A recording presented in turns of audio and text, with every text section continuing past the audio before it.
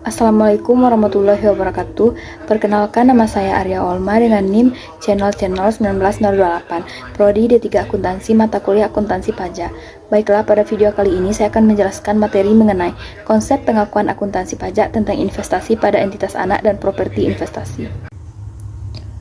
Perolehan aset tetap.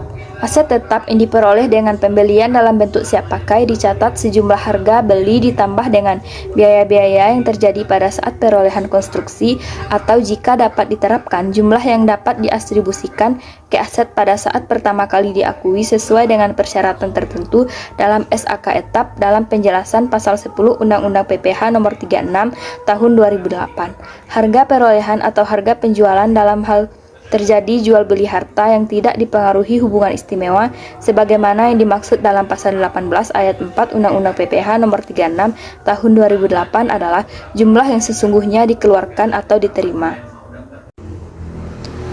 Penjualan dan sewa aset tetap.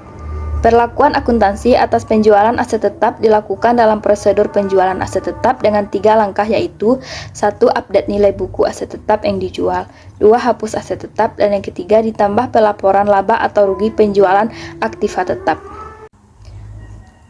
Dalam SAK etap yang diatur oleh IAI, klasifikasi sewa adalah sebagai berikut. 1. Sewa pembiayaan. Sewa pembiayaan adalah suatu sewa yang diklasifikasikan sebagai sewa pembiayaan apabila senyawa tersebut mengalihkan secara substansi seluruh manfaat dan risiko kepemilikan aset. Yang kedua, sewa operasi, yaitu suatu sewa diklasifikasikan sebagai sewa operasi apabila dalam sewa tersebut tidak mengalihkan secara substansi seluruh manfaat dan risiko kepemilikan aset. Dan yang ketiga, transaksi jual dan sewa balik. Penyusutan aset tetap. Dalam SAK etap yang diatur oleh IAI, metode yang dapat digunakan adalah sebagai berikut. 1. Metode garis lurus menghasilkan pembebanan yang tetap selama umur manfaat aset jika nilai residunya tidak berubah.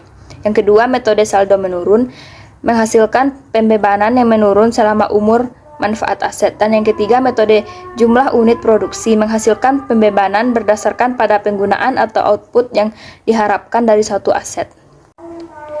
Pertukaran aset tetap. Dalam SAK etap yang diatur oleh IAI 2009, apabila aset tetap diperoleh melalui pertukaran dengan aspek non-moneter atau kombinasi asas moneter dan non-moneter, maka biaya perolehan diukur pada nilai wajar kecuali 1. Transaksi pertukaran tidak memiliki substansi komersial, dan yang kedua, nilai wajar yang diterima atau asetnya diserahkan tidak dapat diukur secara andal, maka biaya perolehan diukur pada jumlah tercatat yang diserahkan.